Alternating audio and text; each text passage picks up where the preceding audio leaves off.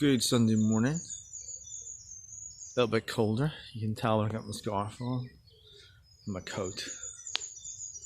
So how's your week been?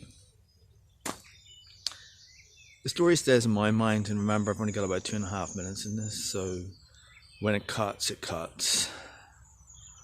On Friday night I was watching a YouTube video, two rabbis talking. I know, why am I watching a video of two rabbis talking? Anyway, as I was watching I was thinking, oh, isn't it something to be able to speak Hebrew? The rabbis that I've watched speak Hebrew a lot. And actually I need to get my little piece of paper. So as I was watching I was thinking, oh, wouldn't it be great to know the original Hebrew? And I was feeling a bit, maybe a little envious. And so I switched it off and I was sitting in silence, as I do. I enjoy silence. And I would say, I heard God say to me, people say, you heard God say to you? Well, an impression came to me and I would say, I hear God. I do have conversations with God, I have dialogues with God. And I felt He say, it's in the still small voice. And that's a reference from 1 Kings. I have to get my prompt note here. Chapter 19, verse 12.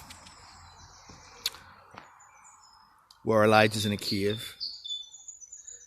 And the point for now is God doesn't come in the thunder or the noise, but it says in the still small voice.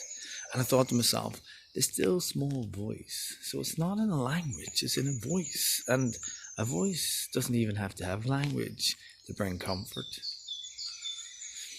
But then, kind of paradoxically, I thought, well, I'm going to look up the Hebrew in this. So I did. And according to what I read, the Hebrew doesn't actually say small voice. It says a thin silence.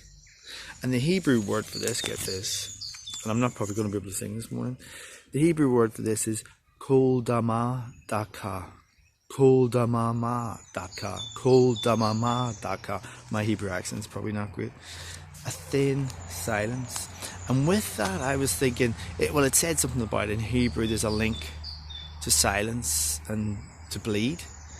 And I was thinking, the most profound things in life, such as to bleed or to shed a tear, what noises are? It's silent. And so the language of God, as it's been said, is silence. So you don't need to speak Hebrew, English, Greek,